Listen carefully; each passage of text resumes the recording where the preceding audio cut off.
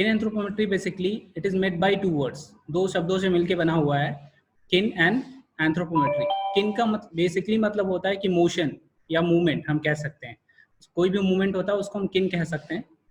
Anthropometry basically it is a study of human measurement, human size, shape, proportion, composition. So kin plus anthropometry, that is we can call as a kin anthropometry. So what kin anthropometry basically will do, it is a study of human size, shape, proportion and composition, maturation and gross function. So it is a study of human size, shape, proportion and composition to understand the human movement in relation to growth, exercise, performance and nutrition. Basically जो किन anthropometry है इसमें हम study करते हैं human के size, shape, उसके proportion and body composition की, जो कि हमको बहुत ही हेल्प होता है उनकी ग्रोथ एंड डेवलपमेंट को पता लगाने के लिए, एक्सरसाइज प्लान करने के लिए, उनकी परफॉर्मेंस को इन्हांस करने के लिए तथा उसके न्यूट्रिशन लेवल को जानने के लिए कि हम प्रॉपर बॉडी कंपोजिशन के अकॉर्डिंग हम प्रॉपर न्यूट्रिशन दे रहे हैं या नहीं दे रहे। Anthropometry it is an important component of fitness testing for peddler. ये एंथ्रोपोमेट्री जो है बहुत ही इंपॉर्टेंट है फॉर पैडल स्पोर्ट्स के लिए, जो कि this is basically I have taken from the study. Okay, so it is saying that low body fat and having a long reach, these two are very beneficial and with these two we can get advantage in paddle sports.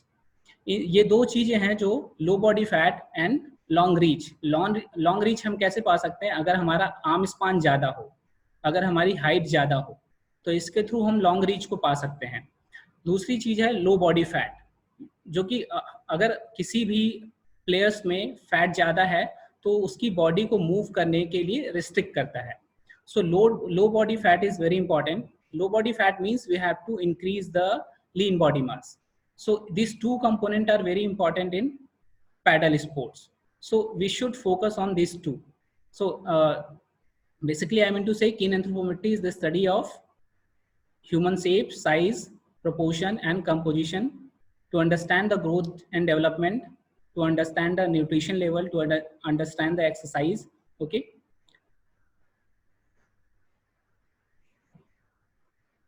now the application of anthropometry, हम कहाँ पे anthropometry का use कर सकते हैं, कहाँ पे anthropometry को अप्लाई कर सकते हैं।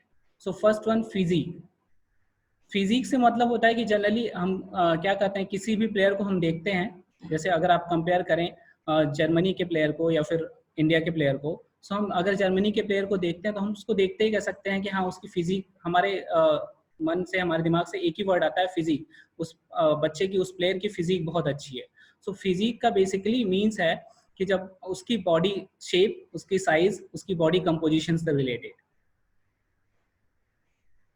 Next one, body composition. Body composition also it is made by two words. Body composition जो है दो शब्दों से मिलकर बना हुआ है, fat and fat free mass. Fat जो है हमारा, अगर हम फैट की मात्रा ज़्यादा लेते हैं अपने फूड में या फिर कार्बोहाइड्रेट ज़्यादा लेते हैं और हम उसको बर्न नहीं कर पाते हैं तो वो एक्यूमुलेट हो जाता है हमारी बॉडी में और वो कन्वर्ट हो जाता है एडिपोज टिश्यू में, जो कि फैट में कन्वर्ट होता है। Then it is a composition of fat and fat free mass. Fat free mass को हम लीन बॉडी मास भी कह सकते हैं। सो हमको फैट की तरफ ध्यान ना देके हमको लीन बॉडी मास की तरफ ज़्यादा ध्यान देना पड़ेगा, जैसे है कि हम परफॉर्मेंस को, प्लेयर की परफॉर्मेंस को इंक्रीज कर सकते हैं। नेक्स्ट है ग्रोथ एंड डेवलपमेंट। एंथ्रोपोमेट्री का एप्लीकेशन कहाँ पे, ग्रोथ एंड डेवलपमेंट में भी हो सकता है। हम कैसे कह सकते हैं, क्योंकि जब भी बच्चा, अगर आप किसी बच्चे की मेजर कर 12 साल की उम्र में उसकी हाइट, वेट, उसका बॉडी कंपोजिशन मेजर करते हैं और सेम बच्चे की हाइट, वेट या बॉडी कंपोजिशन आप 18 ईयर्स में मेजर कर सकते हैं, तो हम पता लगा सकते हैं कि हाँ बच्चे का ग्रोथ हुआ है या नहीं हुआ है थ्रू द एंथ्रोपोमेट्री। अगर उसकी 12 साल की एज में उसकी हाइट सेम है और 18 साल की एज में, 12 साल और 18 साल की एज में कोई डिफरेंस नहीं उसकी हाइट में, तो हम कह सकते हैं उसका कोई ग्रोथ नहीं हुआ है। तो इसके थ्रू आप कैसे पता लगा सकते हैं, वो आप पता लगा सकते हैं एंथ्रोपोमेट्री के through. Next one, talent identification. ये टैलेंट आइडेंटिफिकेशन बहुत बड़ा टॉपिक है, चूंकि मेरा मेन टॉपिक है किनेंथ्रोपोमेट्री, टैलेंट आइडेंटिफिकेशन बहुत बड़ा टॉपिक है, but I would like to speak about this one. Talent basically हम क्या करते हैं, हम फोकस करते हैं टैलेंट आइडेंटिफिकेशन पे। So what about talent detection? Talent identification वो है कि जब हम बच्चा कोई प्रैक्टिस कर रहा है, बच्चा किसी गेम में है, उस दौरान अगर हम उसको आइडेंटिफाई करते हैं तो उसका जो टैलेंट आइडेंटिफाई करते हैं तो उसको हम टैलेंट आइडेंटिफिकेशन बोलते हैं। But what about the talent detection? हमको सबसे पहले टैलेंट डिटेक्शन करना है, डिटेक्ट करना है टैलेंट को। वो डिटेक्ट हम कैसे कर सकते हैं? जब बच्चा किसी गेम को नहीं खेल रहा है, वो किसी भी गेम में इन्वॉल्व नहीं है, तो उसके दौरान हम उसके कुछ बॉडी मेजरमेंट को, उसकी हाइट को, उसके वेट को, उसके बॉडी कंपोजिशन को हम पता लगा के टैलेंट डिटेक्ट कर सकते हैं। टैलेंट डिटेक्ट करने के बाद हम उसको किसी गेम के लिए बोल सकते हैं कि आपकी बॉडी टाइप इस प्रकार की है तो आप इस गेम में जा सकते हो, इस गेम में आप अच्छा परफॉर्मेंस दे सकते हो। सो वो टैलेंट डिटेक्शन होगा। After talent detection we can go to the talent identification. Talent detection के बाद हम उस बच्चे को गेम में इन्वॉल्व करेंगे और इन्वॉल्व करने के बाद उसका हम टैलेंट आइडेंटिफिकेशन करेंगे। So as per my view, मेरे व्यू के अकॉर्डिंग जो है वो टैलेंट डिटेक्शन ज़्यादा महत्वपूर्ण है। उसके बाद हम टैलेंट आइडेंटिफिकेशन कर सकते हैं कि पर्टिकुलर गेम में कितनी हाइट चाहिए, कितना वेट चाहिए, कितना आर्म लेंथ चाहिए। देन हम टैलेंट आइडेंटिफिकेशन कर सकते हैं based on the anthropometry. Next one, ergonomical application. Anthropometry का जो यूज है वो एर्गोनॉमिकल एप्लीकेशन में भी बहुत ज़्यादा है। वो कैसे हम कह सकते हैं? मेन चीज़ें जो है, बहुत सारे इक्विपमेंट डेवलप करते हैं हम लोग फॉर पर्टिकुलर स्पोर्ट्स। जैसे हॉकी में हॉकी स्टिक है, बॉल है, और आपके कैनो में हो गया, पैडल हो गया, बोट हो गया। सो एर्गोनॉमिकल एप्लीकेशन बेसिकली हम यूज करते हैं to develop the equipment, to develop the infrastructure. हम इक्विपमेंट या इंफ्रास्ट्रक्चर को डेवलप करने के लिए एर्गोनॉमिकल एप्लीकेशन यूज करते हैं, एंथ्रोपोमेट्री का यूज करते हैं उसकी डिजाइन के लिए, कि अगर किसी बच्चे की हाइट इतनी है तो बोट कैसा होना चाहिए, पैडल कैसी होनी चाहिए, उसके बेस पे हम उसको डिजाइन करने के लिए यूज करते हैं anthropometry. Next one, evolution of human body size. Talent to identify the human body size is different to evaluation of human body size. How you can evaluate the human body size? आप anthropometry के through human body की size को measure कर सकते हैं, shape को measure कर सकते हैं। Then you can evaluate also whether the upper body is longer than the lower body. आपकी अपर बॉडी ज़्यादा लंबी है लोअर बॉडी से या फिर छोटी है, आर्म लेंथ आप लेग के कंपैरिजन में लंबा है या छोटा है, तो उसके बेस पे आप ह्यूमन बॉडी की इवेल्यूशन कर सकते हैं, ह्यूमन बॉडी साइज की इवेल्यूशन कर सकते हैं। And then next one, proportionality body shape and performance. आप बॉडी के प्रोपोर्शन को जान सकते हैं कि अपर बॉडी लोअर बॉडी का प्रोपोर्शन क्या है, बॉडी के शेप को पता लगा सकते हैं, और उसके थ्रू आप किसी भी कैनो प्लेयर्स की परफॉर्मेंस को डेवलप कर सकते हैं, जो कि एक आइडेंटिफाइड है, एक कैरेक्टराइज है स्टैटिक्स के बेस पे कि एक जूनियर लेवल की हाइट कितनी होनी चाहिए, सीनियर लेवल की हाइट कितनी होनी चाहिए। तो एक प्रोपोर्शनेटली आप उसको पता लगा सकते हैं और उससे प्लेयर की परफॉर्मेंस को इंक्रीज कर सकते हैं। The next one, kinanthropometry, we can divide in 3 branches, like the physical growth, body composition, and physique. Then the physical growth includes growth, maturation, motor development. Growth, चूंकि बच्चा जो है वो day by day, yearly by yearly उसकी growth होती रहती है, तो वो उस ग्रोथ को हम कैसे पता लगा सकते हैं? किनेंथ्रोपोमेट्री के थ्रू। उसकी हाइट, उसके वेट, उसकी बॉडी कंपोजिशन मेजर करके हम उसको पता लगा सकते हैं। मैच्योरेशन, बच्चे के अंदर मैच्योरिटी आ रही है नहीं, आ रही है कि नहीं, उसकी जो बोन है वो मैच्योर हो रहे हैं नहीं, उसका हम पता लगा सकते हैं। Even motor development also. Next one, body composition. Body composition includes muscle mass, fat mass, bone mass. Physique also, it's depend on the body size, shape and proportion of the, as already we have discussed these points.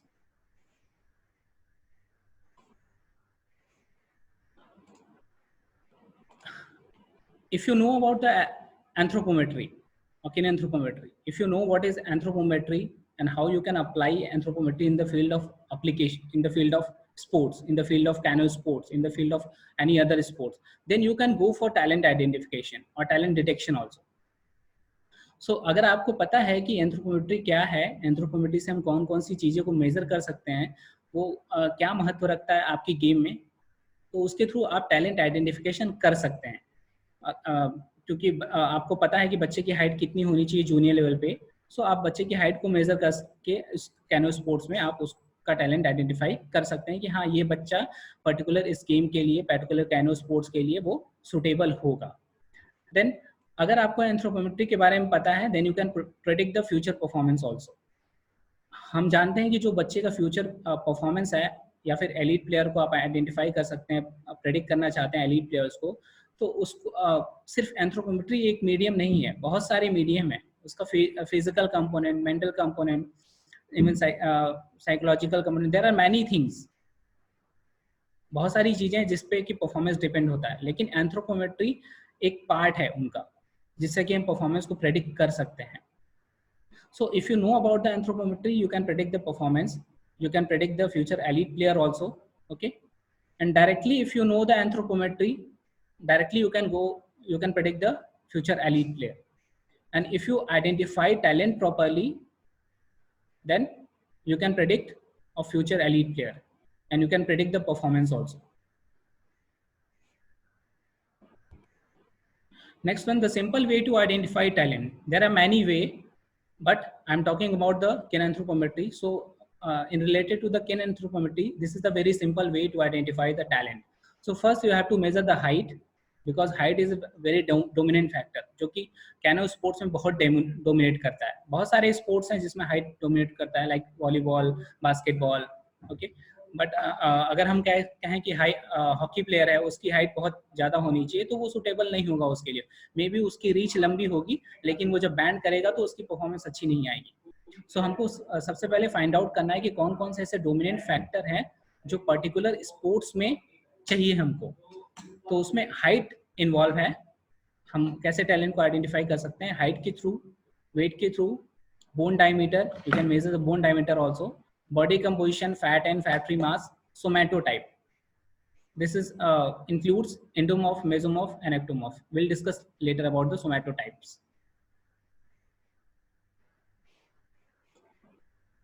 So kinanthropometry valuable for canoeing performance. कौन कौन से ऐसे variables है जो canoeing performance को प्रभावित करते हैं, उसको इफेक्ट करते हैं?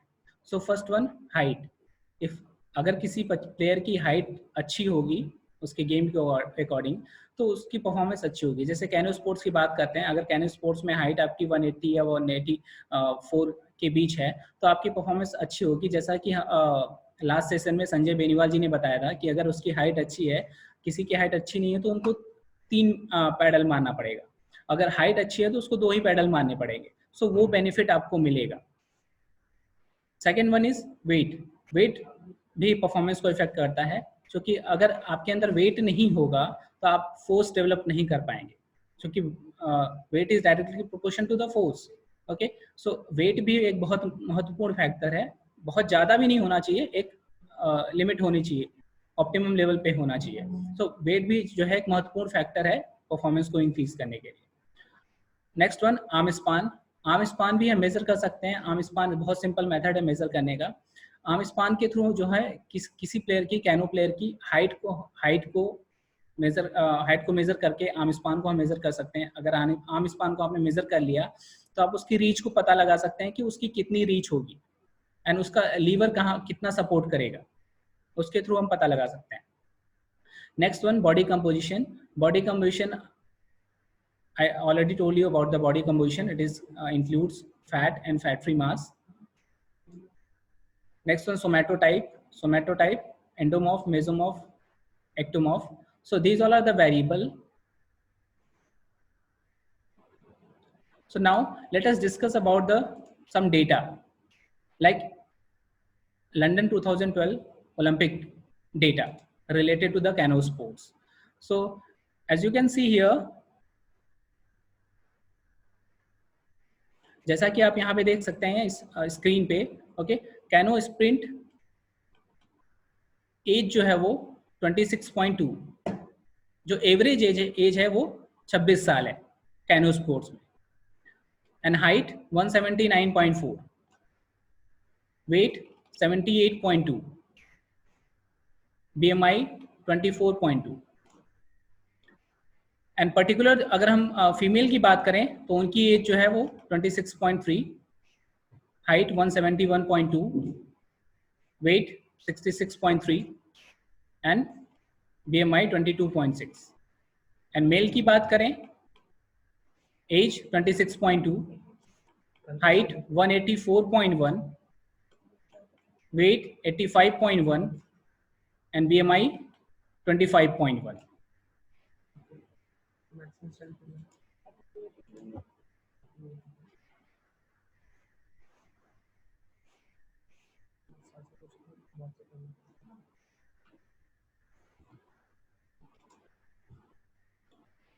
Then 2016 Olympic, data regarding 2016 Olympic. यहाँ पे हम देख सकते हैं average age in canoe 27.4, 2012 Olympic 26, 2016 27 average age, height 1.78 metre, weight 77 kg and BMI 24.2. In female, age 27.7, height 170, weight 66.5 and BMI 23. Cano male, age 27.3, height 1.82, weight 72 and BMI 24.7. So these all are the data related to the Olympics. So we can observe here, you can see the height. आप height को देख सकते हैं कि height की average क्या है, 1.77 metre.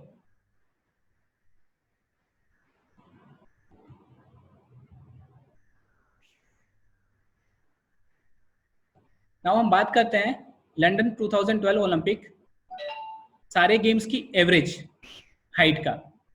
जैसा कि हम देख सकते हैं यहाँ पे मैंने टॉप टीम्स ली हुई है, टॉप कंट्रीज ली हुई है, जर्मनी, हंगरी, ग्रेट ब्रिटेन, और हमने इंडिया को कंपेयर किया हुआ है। ओके, सो जर्मनी की अगर आप एवरेज एज देखते हैं तो जर्मनी की अगर आप एवरेज एज देखते हैं, हाइट देखते हैं 179.6, weight 76 and average height 179.6, weight 76 and age 26.8. Hungary 181.2, weight 78.7 and age 26.3. Great Britain, height 178.9, weight 74.5 and age 26.3. And हम कंपेयर करते हैं इंडिया से। यहाँ पे आप इंडिया का देख सकते हैं, हाइट 170.0, वेट 66.7, एज 25.5। ये इंडिया का ओलंपिक रिकॉर्ड नहीं है, ये इंडिया का जो है वो एशियन गेम में है। मीन्स मैं यहाँ पे शो करना चाह रहा हूँ कि आप हाइट का कंपेयर कर सकते हैं। जर्मनी की height 179.6, Hungary 181.2, great Britain 178.9, but India 170। सो हम यहीं पे पीछे रह जाते हैं। इनकी रीच कितनी लंबी होगी जब वो पैडल यूज करेंगे, और इंडिया की कितनी होगी, इससे आप कंपेयर कर सकते हैं।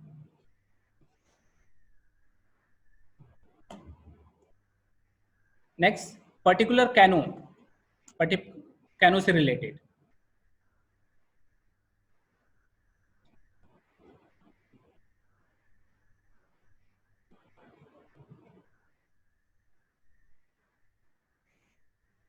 यहाँ पे हम देख सकते हैं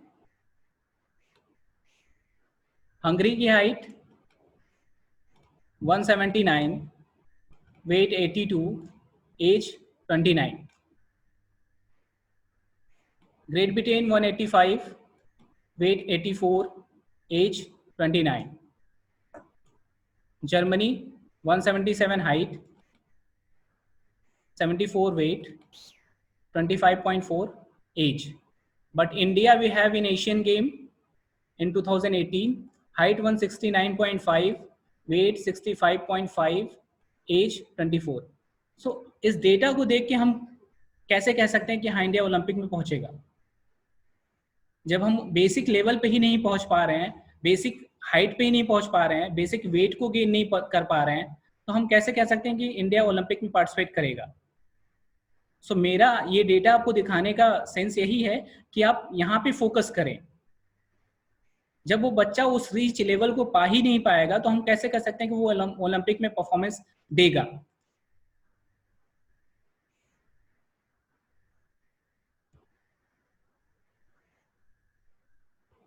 next, the table shows the height and weight age statics in Olympiad. जैसा कि 2000 ओलंपिक, 2004 ओलंपिक, 2008 ओलंपिक में हम देख सकते हैं मेन कयाक जो है वो 184 height, wait 81, in 2004 185 height, in 2008 185, men cano 182, 2004 179, 2008 180.7, and women cano in 2000 Olympic 171, 2004 Olympic 171.4, 2008 Olympic 172. So basic height अगर हम यहाँ पे देखें 2000, 2004 ओलंपिक, 2008 ओलंपिक, जो मेन कयाक की है वो 184, 185 है, जो कि हम उस पे हम पहुंच ही नहीं पा रहे हैं। मेन कैनो की अगर आप देखते हैं तो यहाँ पे 182, 179, 180 मीन्स एवरेज अगर हम देखें तो 180, 181 आ रही है। सो इस लेवल पे हम पहुंच ही नहीं पा रहे हैं, तो हम कैसे कह सकते हैं कि हम परफॉर्मेंस को बढ़ा सकते हैं अपने कैनो स्पोर्ट्स में। सो सबसे पहले हमको बेसिक लेवल पे ध्यान देना पड़ेगा। अगर हम बेसिक लेवल ही नहीं कर पा रहे हैं तो हम परफॉर्मेंस, बहुत मुश्किल है कि हम परफॉर्मेंस को इंक्रीज कर पाए।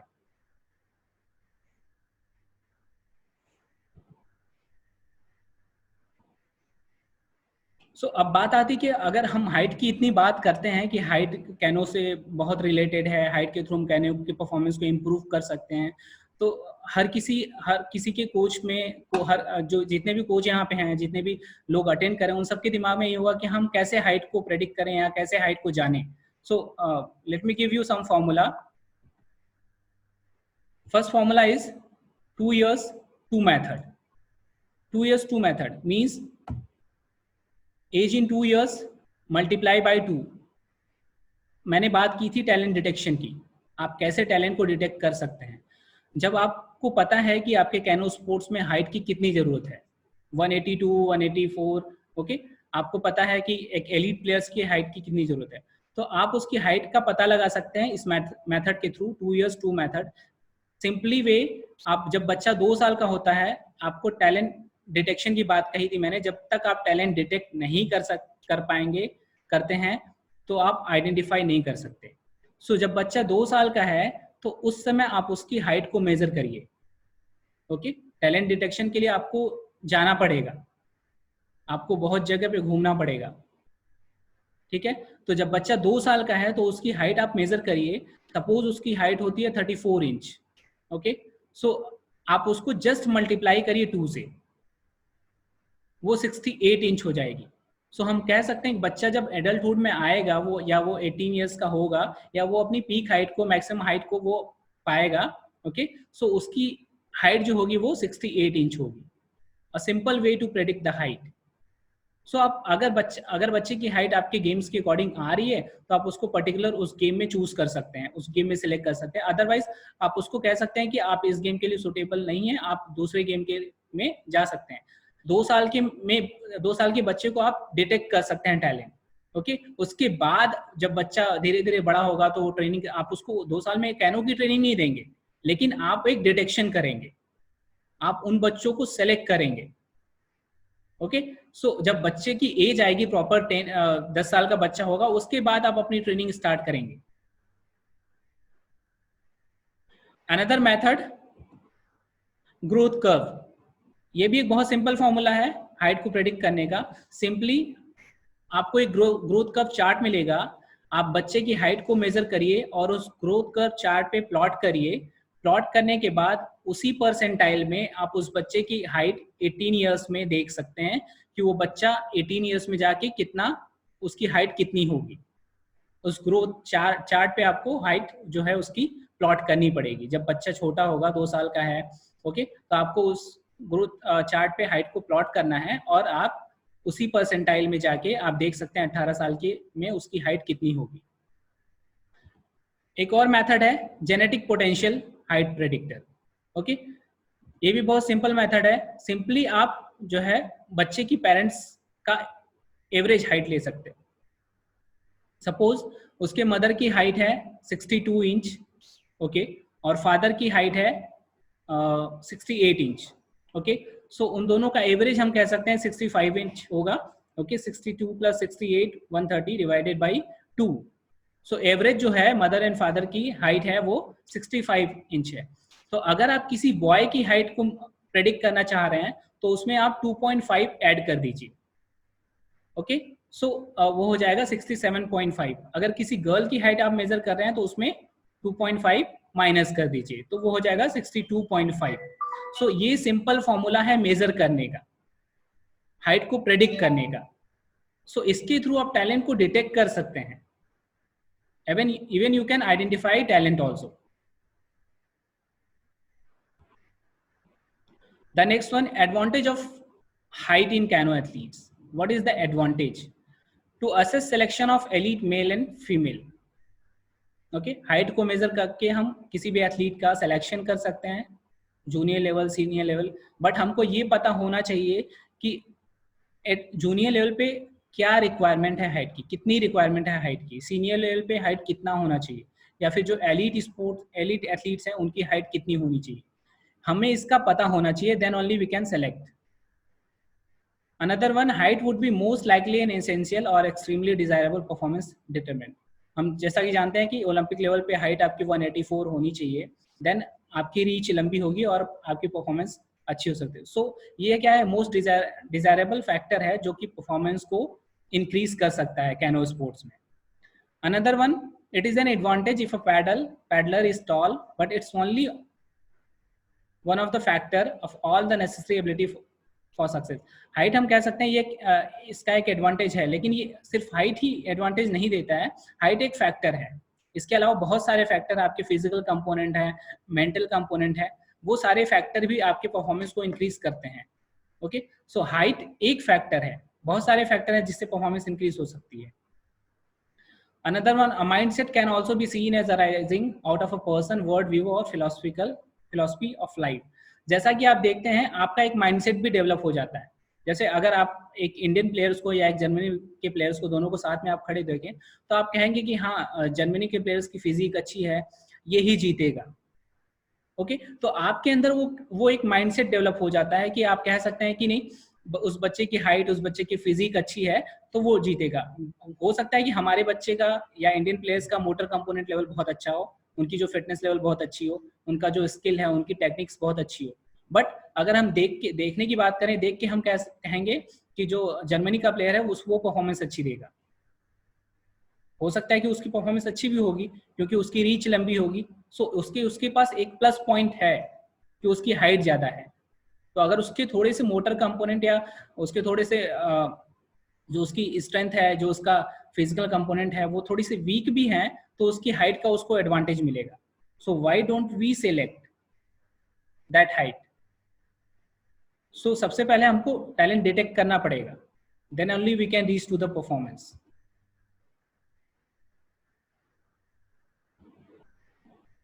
Now measurement of arm span. Arm span को आप कैसे मेजर कर सकते हैं? बहुत ही सिंपल मेथड है। जनरली जितने भी कोच हैं वो हम लोग मेजर करते नहीं हैं। ओके, सो बहुत ही सिंपल मेथड है। आप सिंपली किसी बच्चे को वॉल के पास खड़ा करिए, ओके, उसको बोलिए दोनों हाथ रेज करने के लिए साइडवर्ड, फिर टिप ऑफ द फिंगर, दोनों टिप ऑफ द फिंगर से आप मेजर कर सकते हैं। Okay, middle tip of the finger से आप एक तरफ मार्क करिए, right side, then left side. Okay, एक सिंपल टेप से, आपको कोई जरूरत नहीं बहुत हाई फाई टेप, या सिंपल टेप से आप उसको मेजर कर सकते हैं, जैसा कि आप फिगर में यहाँ पे देख सकते हैं। ओके, आप टिप ऑफ द फिंगर पे मार्क करिए, देन दूसरी side tip of the finger पे मार्क करिए, देन आप सिंपली मेजर कर सकते हैं कि उसकी बच्चे की आर्म स्पान कितनी है। So this is the very simple way. Now the body composition. Body composition is the proportion of fat and fat free mass.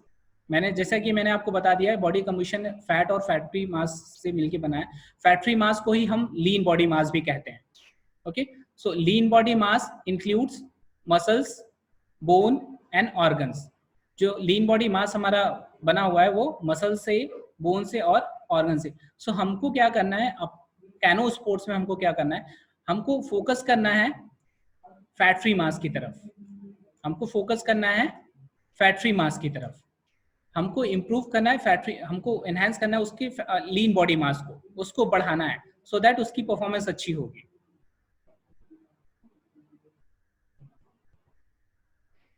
Body composition proportion in man and women. So जो 45% muscles जो है वो 45% in man, 36% in female. An essential fat 3% in man, 12% in female. Non-essential fat 12% in man, 15% in female. Bone 15% in man, 12% in woman. Others 25% in man and 25% in woman. So आप यहाँ पे देख सकते हैं कि जो हमारा इसेंशियल फैट है, नॉन इसेंशियल फैट है।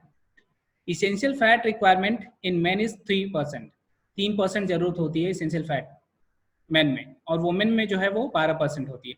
नॉन इसेंशियल फैट जो है वो 12 और 15% होती है। सो इसेंशियल फैट जो है वो बॉडी के लिए रिक्वायर है, ठीक है। हम इसको कम नहीं कर सकते, वो बॉडी के लिए इसेंशियल है क्योंकि वो हमारे ऑर्गन्स को प्रोटेक्ट करती है।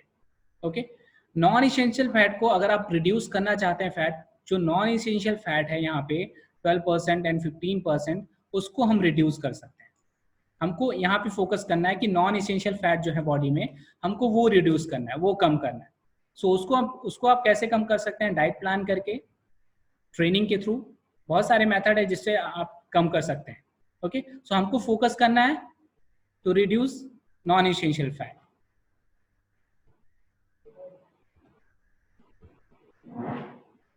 Now, what is the range of relative body fat value for male and female athletes in various sports?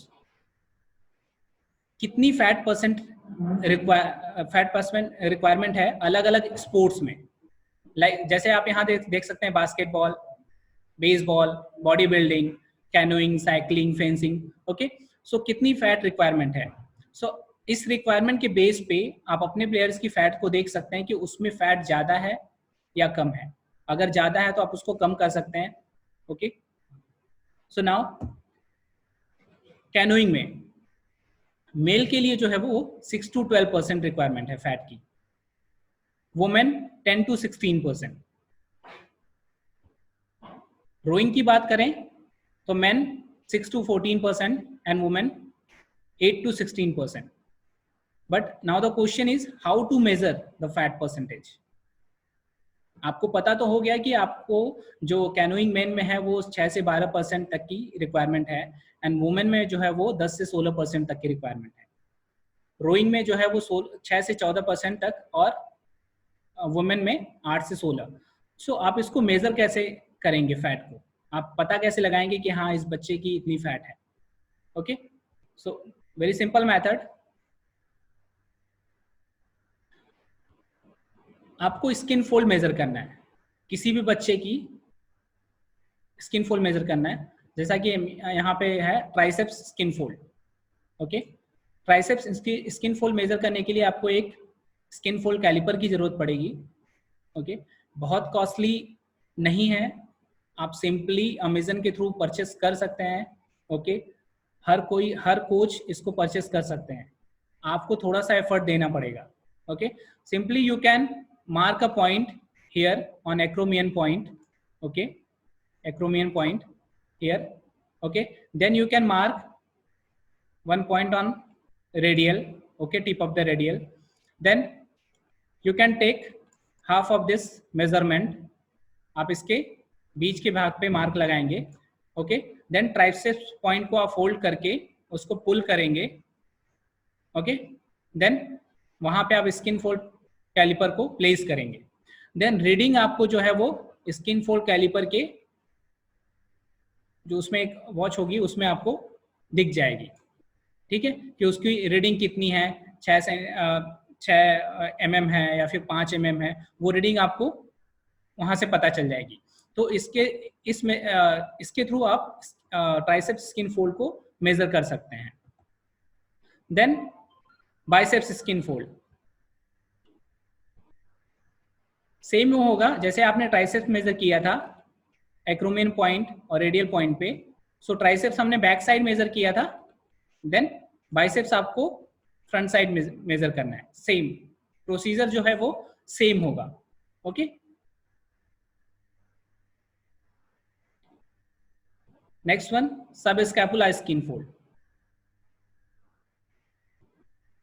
सब स्कैपुला स्किन फोल्ड मेजर करने के लिए जो हमारी स्कैपुला बोन होती है वहां पे एक स्कैपुला बोन का शेप जो है वो इस तरह का होगा, okay.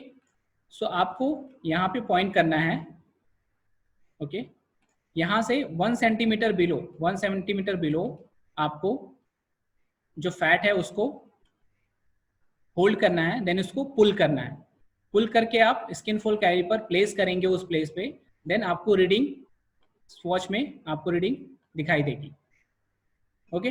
This is the simple way to measure the skin fold, to measure the fat. Another one is iliac crest. Same previous we are using the iliac crest. Now we can use supraspinal. So iliac crest, आपकी जो iliac crest bone है, just उसके ऊपर से आप fat को पुल करेंगे, उस पार्ट्स को पकड़ के उसको खींचेंगे अपनी तरफ, देन आप स्किन फोल्ड कैलिपर प्लेस करेंगे, देन रीडिंग आपको मिल जाएगी.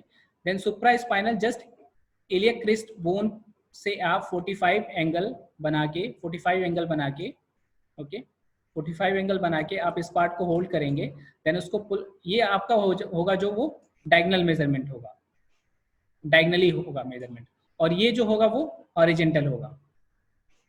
हॉरिजेंटल आपको पुल करना है, यहाँ पे आपको डायगोनल पुल करना है, देन आप मेजर कर सकते. जैसा कि हमने बाइसेप्स और ट्राइसेप्स में बताया था, तो वहां पे आपको वर्टिकल पुल करना है, ना कि हॉरिजेंटल, ना कि ऑब्लिक. आपको वर्टिकल पुल करना है, मींस आपको सीधे सीधे बाइसेप्स एंड ट्राइसेप्स को पुल करना है. Now the abdominal skin fold, इसको कैसे मेजर करेंगे? आपका जो एम्बिलिकस पॉइंट है, एम्बिलिकस पॉइंट से आप 2 से 4 सेंटीमीटर राइट साइड में यहाँ पे मार्क करेंगे, 2 से 4 सेंटीमीटर राइट साइड में यहाँ पे मार्क करेंगे. सो यहाँ पे आप वर्टिकली, आपको जो जिस पार्ट को मेजर करना है वर्टिकल, आप उसको होल्ड करेंगे एंड उसको पुल करेंगे अपनी तरफ, then you can measure the abdominal skin fold.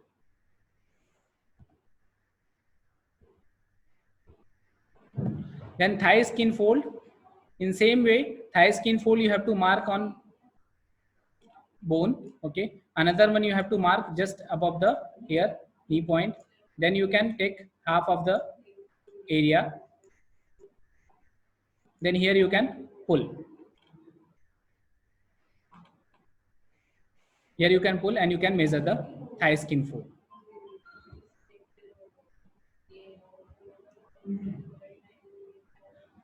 In calf measurement, you have to see the maximum circumference.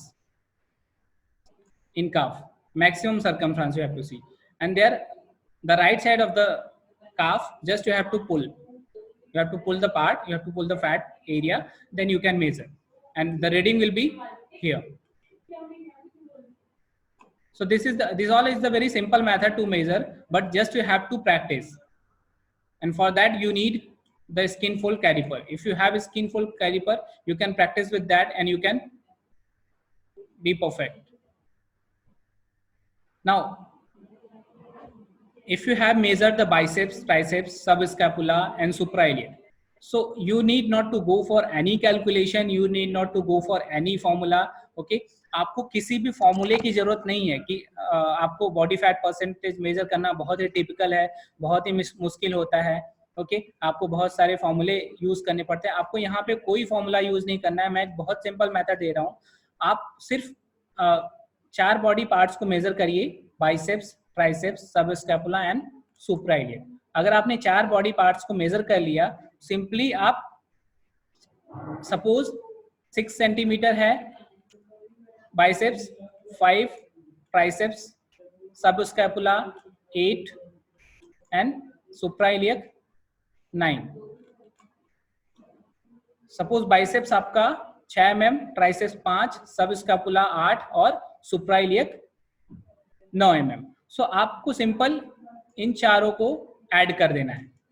आपको चारों को ऐड कर देना है, चारों को जोड़ देना है. सो जो भी इसका वैल्यू आएगा, इसका वैल्यू जो भी आएगा, सपोज 25 आया, सपोज इसकी वैल्यू जो है वो 25 आई. ओके सो 25 अगर आप ये मेल का ले रहे हैं, सो 25 वैल्यू आप यहाँ पे देखेंगे, ये 25. ओके सो अगर आप मेल का ले रहे हैं तो simply you can see the male जो फैट परसेंटेज होगा वो 11.5. अगर आप फीमेल का ले रहे हैं तो वो 18.5. I am requesting please don't write, don't mark on the screen. Please, whoever is marking, please don't mark. Okay, so simply if total is 25, you can place here 25 and you can see just a straight line. Okay, men 11.5, women 18.5. clear? अगर किसी का 45 आ रहा है तो आप उसमें देख सकते हैं उसकी 18.5, फीमेल 26.5. अब इसमें आपको देखना है कि रिक्वायरमेंट क्या है. अगर किसी का अगर आप ऐड करते हैं वो 45 आ रहा है और उसकी जो एक्चुअल है वो 18.5 आ रही है, आपको रिक्वायरमेंट कितनी है? 6 to 12 mean suppose 9.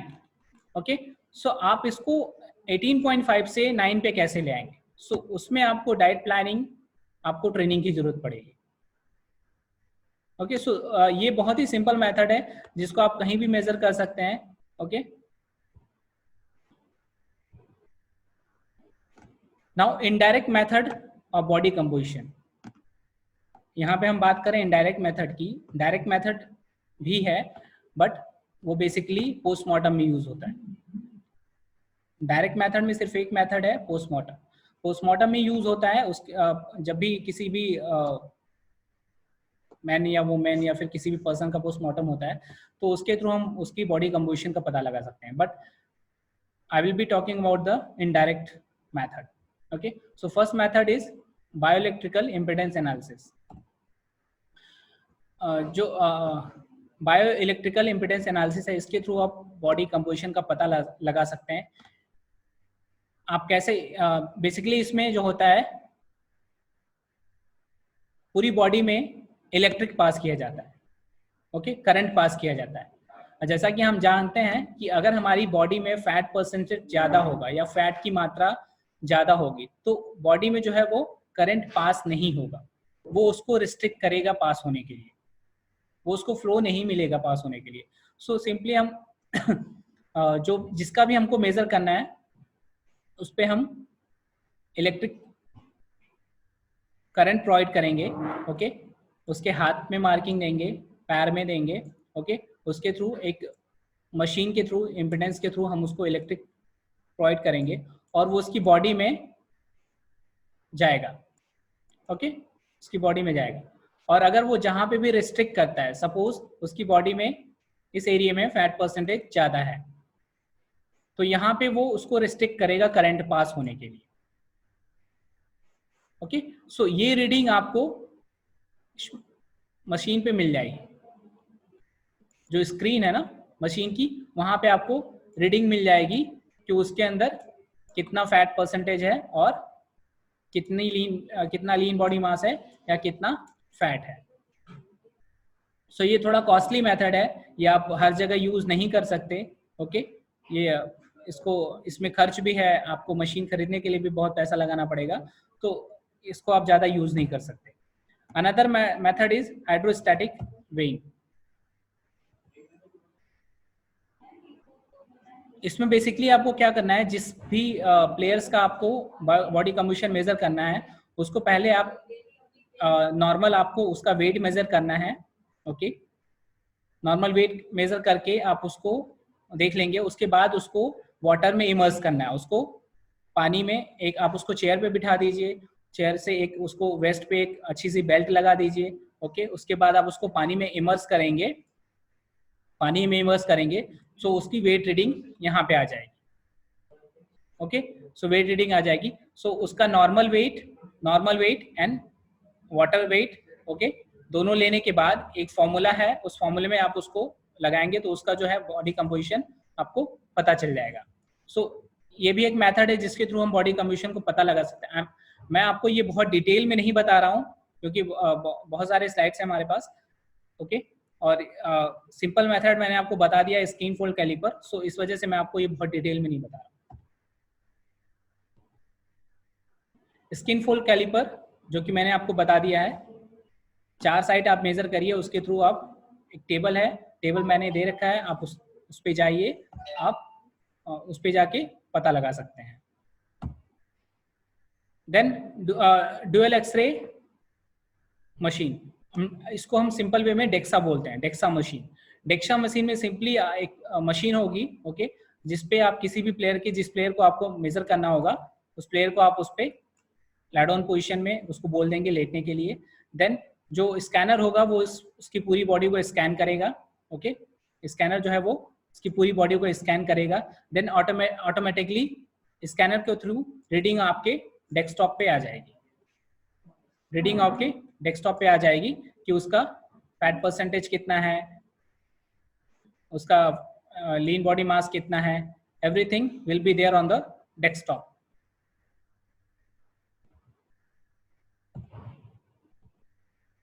Now waist hip ratio, waist hip ratio भी एक बहुत सिंपल फॉर्मूला है किसी भी प्लेयर्स की फैट परसेंटेज जानने के लिए। ओके, सो सिंपली आपको वेस्ट सर्कमफ्रांस मेजर करना है, okay, divided by hip circumference. आपको 2 चीजें सिर्फ इसमें मेजर करनी है, waist circumference and hip circumference. Then आपको फॉर्मूला यूज करना है, waist circumference divided by hip circumference. Okay, so जो भी आपको रीडिंग मिलती है आप इस टेबल में आप पुट कर सकते हैं। सपोज अगर वो बिलो 0.85 है, ऑलवेज आप इसका जो भी रिजल्ट आएगा वो हमेशा बिलो 1 होगा, जो भी रिजल्ट होगा वो बिलो 1 होगा। सो आप यहाँ पे देख सकते हैं, अगर वो बिलो 85 है वो एक्सीलेंट कैटेगरी में आएगा male, female below 75 excellent category में, 85 to 89 good category and 75 to 79 good category. Okay, female. Next method is bot pot, air displacement. So bot pot भी एक तरह का मेथड है जिसके थ्रू हम बॉडी कंपोजिशन का पता लगा सकते हैं। इसमें बेसिकली एक टब होता है, जिस टब में आप किसी भी पर्सन का आपको बॉडी कंपोजिशन मेजर करना है, आप उसको उस टब में बिठा दीजिए और एयर डिस्प्लेसमेंट के थ्रू आप उसकी बॉडी कंपोजिशन का पता लगा सकते हैं कि कितनी एयर वो है जो कितनी ब्रीथ करता है, ब्रीदिंग के थ्रू उसके एयर कितना वो एयर डिस्प्लेस करता है, उसके थ्रू रीडिंग आपको डेस्कटॉप पे आ जाएगी। So this all are the like skin fold caliper is very simple method, okay, जो उसका आप कहीं भी यूज कर सकते हैं, but in comparison to like Bod Pod, DEXA, बहुत कॉस्टली इक्विपमेंट्स है, आपको परचेस करना बहुत ही मुश्किल है। सो आप सिंपल मेथड यूज करिए स्किन फोल्ड कैलिपर और वो बहुत ही एक्यूरेट है।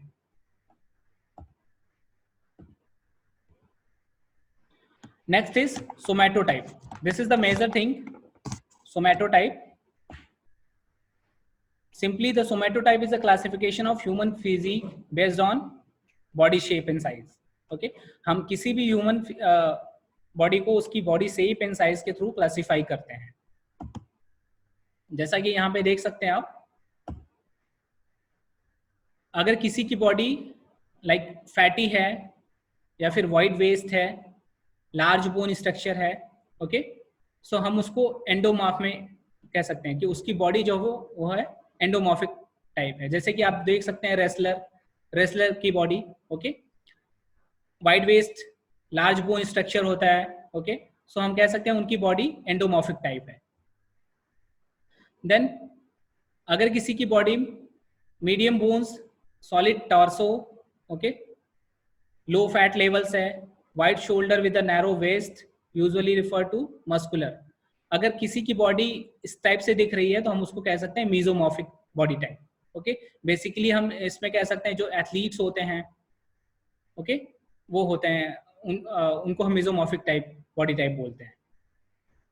नेक्स्ट वन, अगर किसी भी पर्सन में long and thin muscles, bone, okay, and low fat level है, ओके, सो हम उसको एक्टोमॉर्फिक बॉडी टाइप बोलते हैं। सो 3 टाइप की बॉडी टाइप्स होते हैं, endomorph, mesomorph and ectomorph, okay. So this all are the body types. इन बॉडी टाइप्स के बेस पे हम इनके साइकोलॉजिकल बिहेवियर को भी पता लगा सकते हैं, क्योंकि जो हमारे एंडोमॉर्फिक बॉडी टाइप होते हैं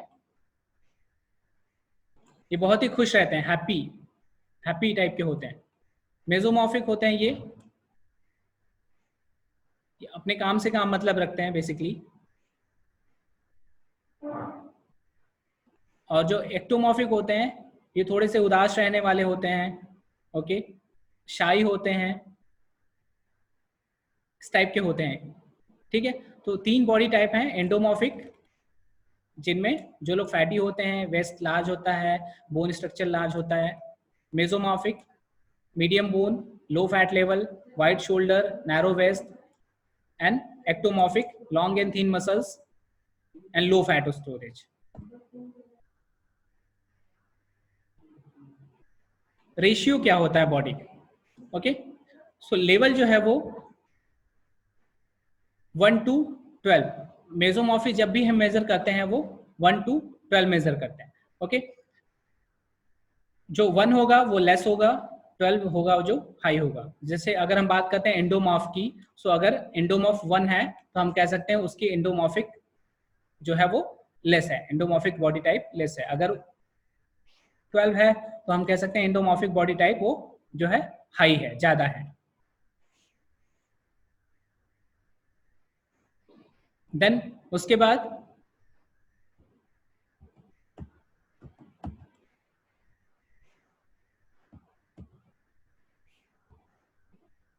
वन टू 12 हमारा होता है फैटीनेस एंडोमॉर्फी, 1 to 12 मेसोमॉर्फी, 1 to 12 एक्टोमॉर्फी। अगर 1 की साइड वो रिफ्लेक्ट कर रहा है तो हम उसको कहेंगे कि वो लेस है।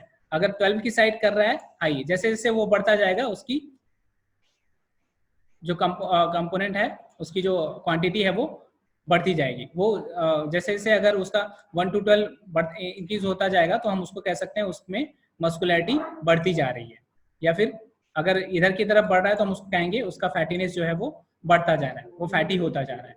अगर लीनियरिटी में है तो अगर उसको हाई लेवल की तरफ जा रहा है तो हम कह सकते हैं कि उसमें जो लीनियरिटी लेवल वो इंक्रीज होती जा रही है। Now sites to be measured in somatotype. कौन कौन से साइट्स हैं जिसमें जो कि हम सोमैटोटाइप में मेजर कर सकते हैं।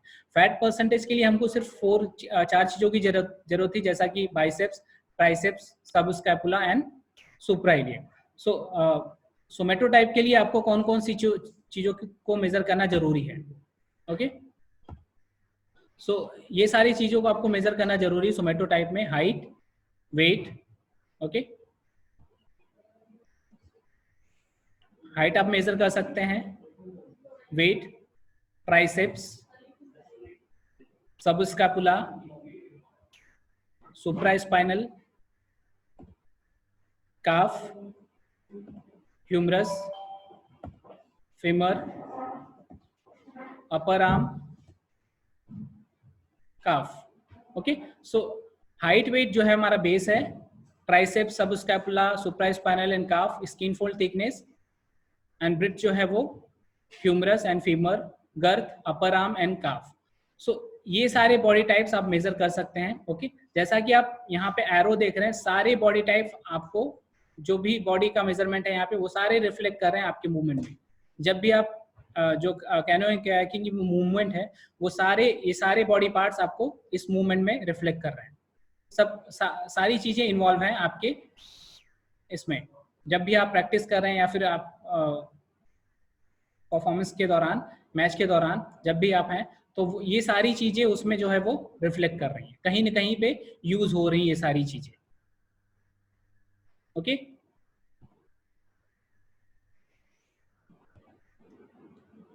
Now somatotype for different games and sports.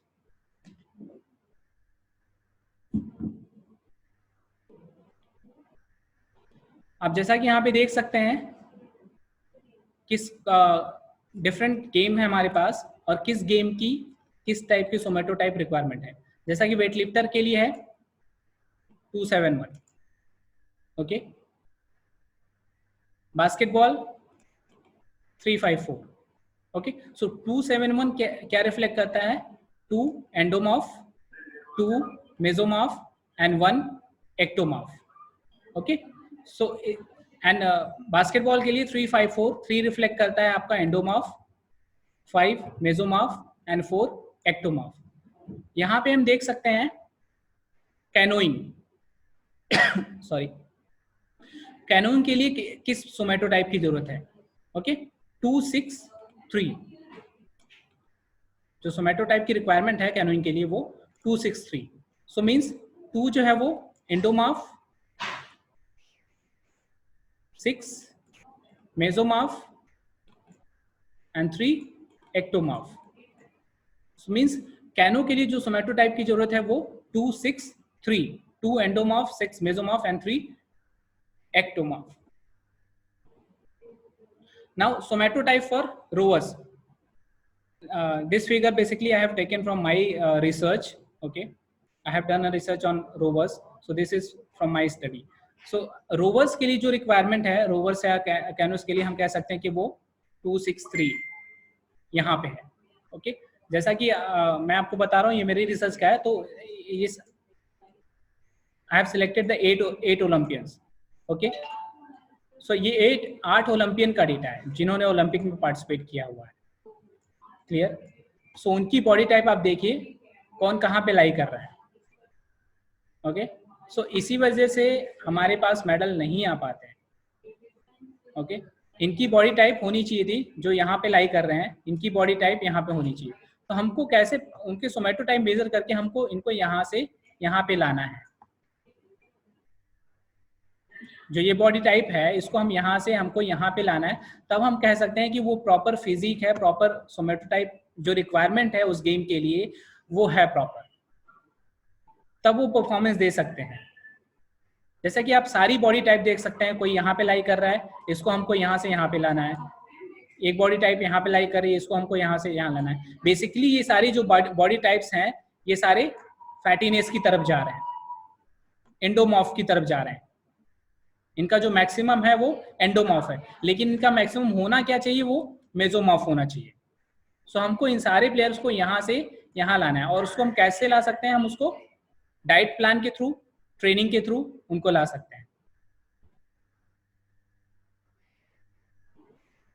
Suppose आप यहाँ से देख सकते हैं, लाइक किसी भी प्लेयर्स की बॉडी अगर इस टाइप की है, ओके, बहुत फैटी है प्लेयर, और उसका जो सोमैटोटाइप हो वो 6, 9 एंड 1। 6 का मतलब एंडोमॉर्फी, 9 मेसोमॉर्फी। यहाँ पे जैसा कि आप 9 देख रहे हैं तो वो मेसोमॉर्फी ज्यादा है, इस प्लेयर में मेसोमॉर्फिक ज्यादा है, बट एंडोमॉर्फी भी ज्यादा है। ओके, सो मेसोमॉर्फी हमको यहाँ पे कम नहीं करना है। मेसोमॉर्फी जो कि 9 है, हमको मेसोमॉर्फी कम नहीं करना है, हमको जो कम करना है वो एंडोमॉर्फिक। एक्टोमॉर्फिक भी ओके है, हमको कम करना है वो एंडोमॉर्फिक। आप कैसे कम करेंगे? हमको इस प्लेयर को यहां से यहां लाना है, मींस 6912 191 पे लाना है। ओके, हमको 9 कम नहीं करना है, 1 जो है कम नहीं करना है, हमको कम करना है कौन सा? 6 को हमको 1 पे लाना है। ओके, 6 को 1 पे लाना है। सपोज 691 आपकी बॉडी टाइप जो है वो यहाँ पे लाई कर रही है, ओके। यहाँ पे 691 आपकी बॉडी टाइप यहाँ पे लाई कर रही है। सो हमको इसको 191 यहाँ पे लाना है। हमको उसका मेसोमॉर्फिक कम नहीं करना है, ओके। हमको इसको यहाँ से यहाँ पे लाना है। लेकिन पॉइंट ये है कि आप इसको यहाँ से यहाँ पे कैसे लाएंगे। आप डायरेक्टली अगर इसको यहाँ से इस पोजीशन से यहाँ पे ले आएंगे, 6912 191 ले आएंगे, तो उसकी बॉडी में बहुत सारे चेंजेस दिखेंगे। अगर डायरेक्टली आप कोशिश करेंगे यहाँ से यहाँ लाए, तो आप इसको यहाँ से यहाँ ना लाके आप इसको इस वे में लेके जाएंगे, कर्व पाथ में, सो दैट उसकी बॉडी में ज़्यादा प्रॉब्लम्स नहीं आएंगी। और simple way, okay, simple way में आप उसको कर्व पाथ से लेके जाएंगे। फर्स्ट उसको आप नॉर्मल की तरफ ले जाएंगे, ओके, बैलेंस की तरफ लेके जाएंगे। उसके बाद आप उसको रेस करेंगे। मीन्स उसका सबसे पहले आप इंडोमॉर्फी जो है रिड्यूस करते हुए उसको मेसोमॉर्फी की तरफ लेके जाएंगे। एक और फिगर है इसमें, आप देख सकते हैं। इसकी बॉडी टाइप है जो वो 1041 है। बेसिकली हम कह सकते हैं इसकी बॉडी टाइप जो है वो एंडोमॉर्फिक है, एंडोमॉर्फिक। नाउ अब इसको हमको लाना है मेसोमॉर्फिक की तरफ। ये है 8 मेसोमॉर्फिक, इसको हमको लाना है मेसोमॉर्फिक की तरफ। आप कैसे ले आएंगे? डायरेक्टली आप एंडो से मेसो नहीं जा सकते, ओके। अगर ये 10 है तो आप सबसे पहले आप उसको इस वे में लेके जाएंगे, ओके। आप 10 को रिड्यूस करेंगे 5 पे, जैसा कि यहाँ पे है 5 पे, ओके। देन उसके बाद आप लेके जाएंगे, आप उसके बाद मेसो 8 यहाँ पे आएंगे। अगर डायरेक्टली आप इसको यहाँ से यहाँ लेके जाते हैं तो उसकी बॉडी में बहुत सारे प्रॉब्लम्स आएंगे। डायरेक्टली अगर आप उसका फैट बहुत एक साथ ही कम करना चाहते हैं तो उसकी बॉडी में बहुत सारे प्रॉब्लम्स आएंगे। सो हमको क्या करना है, एक वे में लेके जाना है उसको, ओके। धीरे धीरे कम करना है, ना कि डायरेक्टली हम उसको एक ही साथ कम कर दें। सो बहुत ज़्यादा प्रॉब्लम क्रिएट करेगा। Now, some findings of research I have taken, okay. So here Ackland et al. Noted that sprint kayak paddlers possess unique characteristics which not commonly observed in the general population, okay. These include a lean body mass composition with proportionately large upper body girth and narrow hips. So these are the requirement of paddlers. Now the mean somatotype recorded for male, okay, 1.6, 5.7 and 2.2. जो सोमैटोटाइप की requirement है peddlers के लिए वो कितनी है? 1.6, 5.7, 2.2 based on the research. ये सारी चीजें जो हमने ली है वो आर्टिकल से ली हुई है। तो हमने जो बताया था वो T263, ओके। सो सिमिलर है ये 1.6, 5.7, 2.2। Next one, Alacid found that mean somatotype for 13-year-old male paddlers 2.7, 4.8 and 3.1। अगर आप किसी 13-year-old का भी आप टैलेंट आइडेंटिफिकेशन करना चाहते हैं तो आपको इस सोमैटोटाइप की रिक्वायरमेंट की जरूरत है। 2.7 एंडोमॉर्फ, 4.8 मेसोमॉर्फ, 3.1 एक्टोमॉर्फ। इसमें आप मेसोमॉर्फ 8 या 9 पे फोकस नहीं करना है आपको, क्योंकि बच्चा अभी सिर्फ 13 ईयर ओल्ड है। अगर आप 13 ईयर की ओल्ड में बहुत ज्यादा मेसोमॉर्फ की तरफ फोकस करेंगे, सपोज आप 8 मेसोमॉर्फ देख रहे हैं, तो वो आपको नहीं मिलेगा, क्योंकि 13 ईयर्स ओल्ड में अगर बच्चा इतना ज्यादा मेसोमॉर्फ को पा लेगा तो उसकी बॉडी ग्रो नहीं कर पाएगी। क्योंकि जो 13 ईयर जो टीन एज होता है उसमें ही हमारी जो बोन्स डेवलप होती हैं, मसल्स डेवलप होती हैं, जो उनकी हाइट इंक्रीज होती है, तो वो डेवलपमेंट का फेज है। उसमें अगर आप सिर्फ एक मस्कुलैरिटी पे फोकस कर देंगे तो उसकी बॉडी का जो ग्रोथ है वो रुक जाएगा। And 14 years old mail peddlers की रिक्वायरमेंट जो है वो 2.6, 4.6 and 3.1। Next, the top level athletes such as Olympiad and World Championship medalists have a mean height of 184 184.3। जो ओलंपियंस हैं या फिर वर्ल्ड चैंपियनशिप मेडलिस्ट हैं, उनकी जो हाइट है 184.3 average height, plus minus 5.8 also, may be 190 also, may be 180 also, plus minus 5.8। सो ये requirement है किसी भी ओलंपिक में पार्टिसिपेट करने के लिए पैडलर्स को। 180 टू 185 हम कह सकते हैं जो हाइट की रिक्वायरमेंट है। एंड बॉडी मास 85.2 प्लस 6.2 और minus 6.2 means 80 to 85 we can से।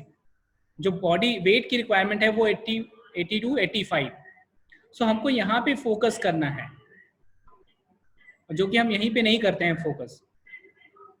हम सिर्फ ये देखते हैं कि हाँ बच्चा परफॉर्मेंस अच्छा दे रहा है प्रैक्टिस में या फिर उस कंपटीशन में अच्छा खेल रहा है, सो हम उसको सेलेक्ट करते हैं। हमको यहाँ पे भी फोकस करना है कि जब वो कंपेयर करेगा फॉरेन प्लेयर से तो उनकी हाइट कितनी होगी, उनकी रीच कितनी होगी और हमारे बच्चे की रीच कितनी होगी।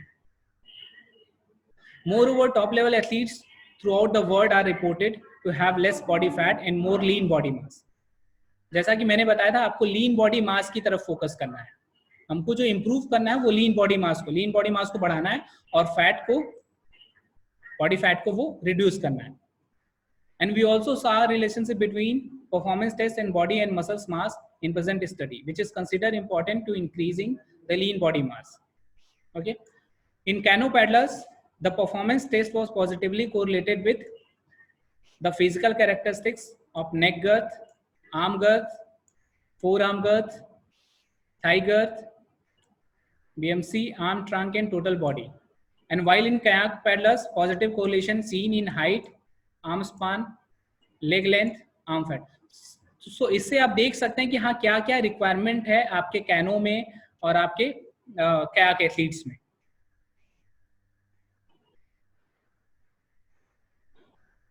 Now there is a recommendation from my side, okay, for basically the canoe athletes. I'm recommending the canoe athletes height 182 to 184, then sitting height 96 centimeter, arm span 195 to 198, torso height 81 centimeter, upper arm circumference 35 centimeter, body weight 82, body fat 9.3%, somatotype 263. This I have taken from Canoe Sprint coaching manual. So these all are the recommendation.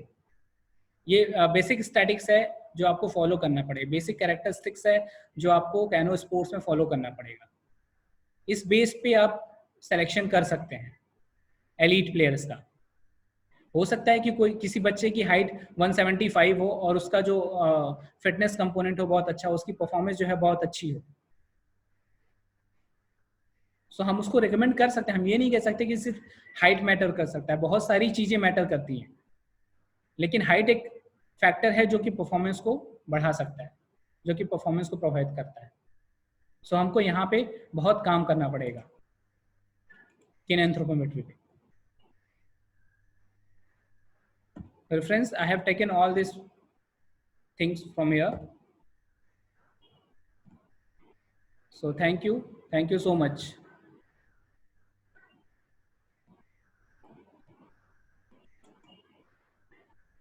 Now we can proceed with the question and answer.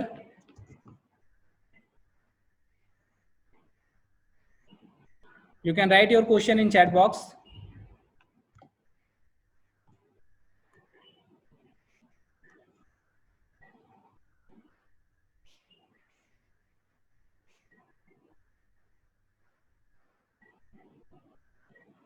Height is based on heredity. Yes, height is based on heredity. That's why I told you to predict based on the parents' height.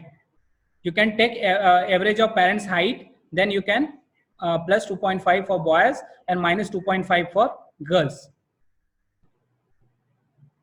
Please ask question.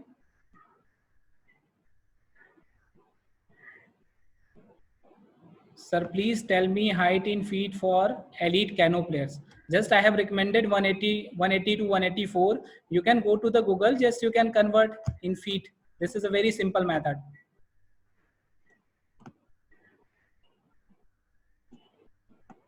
If you have any question, you can write in your chat box.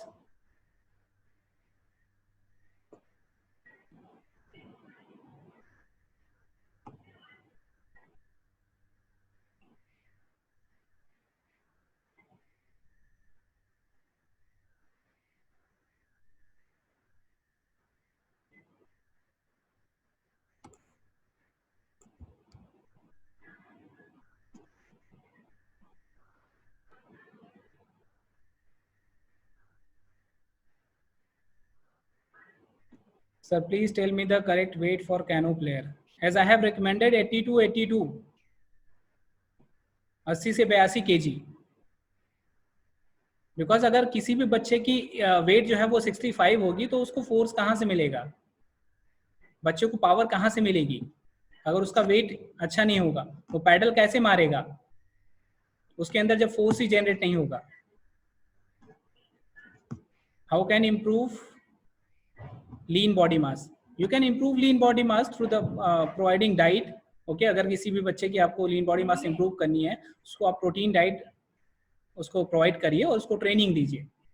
Basically अगर हम उसको fat को कम करते हैं training के through या diet के through, सो हम अपने फैट को, कार्बोहाइड्रेट को कम करके हम प्रोटीन बढ़ाएंगे, जिससे कि हम उसकी लीन बॉडी मास को इम्प्रूव कर सकते हैं और अकॉर्डिंगली हम उसको स्ट्रेंथ ट्रेनिंग प्लान करेंगे, स्ट्रेंथ ट्रेनिंग प्रोवाइड करेंगे.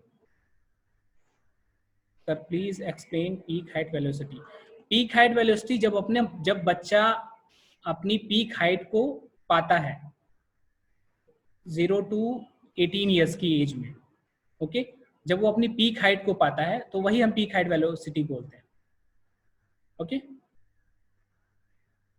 इट वाज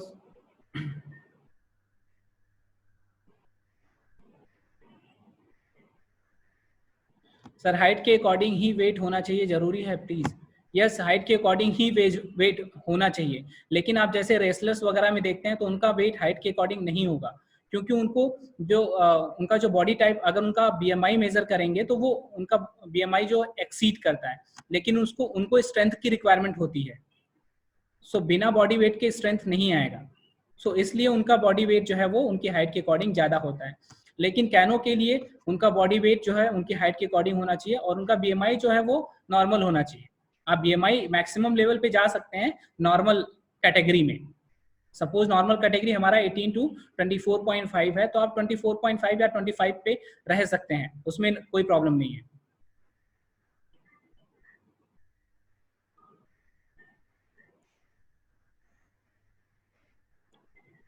काइंडली री explain the prediction height growth curve.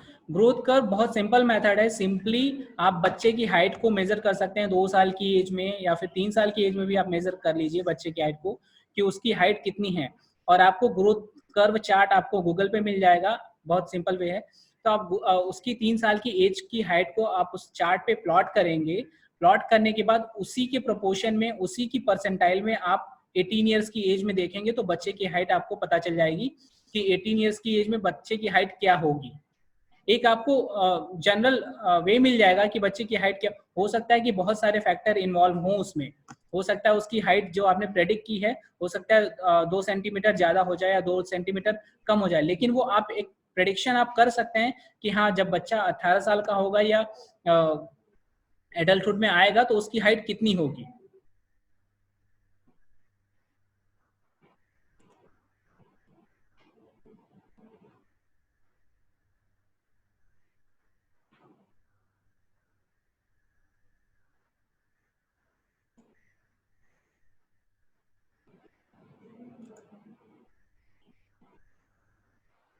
Sir,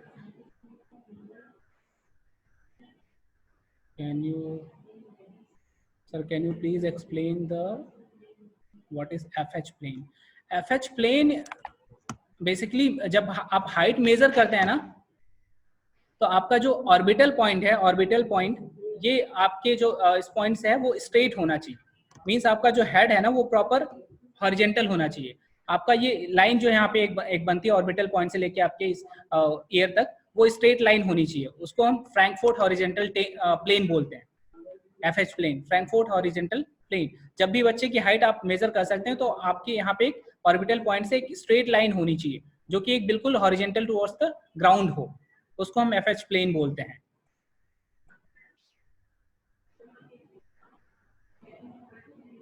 हाँ, ये एलीट प्लेयर्स के लिए जो हमने रिकमेंडेशन किया हुआ है वो एलीट प्लेयर्स के लिए है। In which stage we can predict future height of an athlete, means early childhood or middle childhood, and LS 2 to 3 is important. जैसा कि मैंने पहले ही बता दिया, 2 साल की एज में आप मेजर कर सकते हैं उसकी height, then multiply by 2, growth chart पे जा सकते हैं और उसके पेरेंट्स की हाइट का एवरेज लेके भी आप प्रेडिक्ट कर सकते हैं उसकी हाइट। बहुत सिंपल मेथड है। संजीव लहकर सर, 3 मेथड हमने बताया है हाइट प्रेडिक्शन करने के लिए। 2 साल की एज में आप मेजर कर सकते हैं उसकी हाइट कितनी है, मल्टीप्लाई बाय 2 आप कर सकते हैं, देन ग्रोथ चार्ट के थ्रू, देन उनकी पेरेंट्स की हाइट लेके आप उसको प्रेडिक्ट कर सकते हैं। Which height required maximum in a canoe race, 180 to 185 centimeter required for canoe sports. Because जब तक उनकी हाइट अच्छी नहीं होगी, उनका आर्म लेंथ अच्छा नहीं होगा, और आर्म लेंथ अच्छा नहीं होगा तो उनकी रीच अच्छी नहीं होगी, और उनको पैडल की जो क्वांटिटी है वो बहुत ज्यादा करनी पड़ेगी, उनको बहुत ज्यादा पैडल मारने पड़ेंगे। Sir, canoe being a strength endurance sports, which is more important among height and locomotor quality? See, between height and locomotor quality, both are required. Okay, दोनों चीजों की जरूरत है। लोकोमोटर क्वालिटी का रोल अपनी जगह पे है और हाइट का रोल अपनी जगह पे। हाइट से हम जो है, हाइट हमारा क्या होता है, लीवर डेवलप करता है, जो हमारा हाइट क्या होता है, हमारा रीच को डेवलप करता है। हाइट से आप रीच पा सकते हैं, लेकिन अगर आपकी रीच लंबी हो तो ऐसा नहीं कि आपका परफॉर्मेंस अच्छा होगा जब तक आपके अंदर स्ट्रेंथ नहीं होगी, आपके अंदर पावर नहीं होगी। सो दोनों चीजों की जो रिक्वायरमेंट है वो अलग अलग है।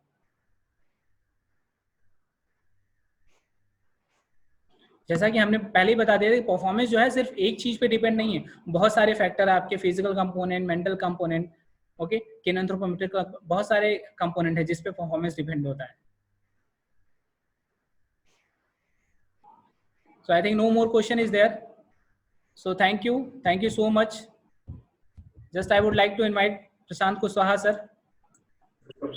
Words, please.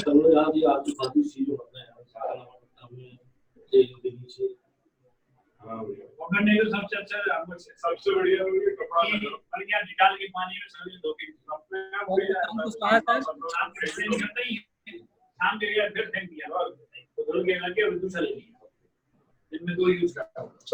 बढ़िया वही काम है। प्रशांत कुशवाहा सर।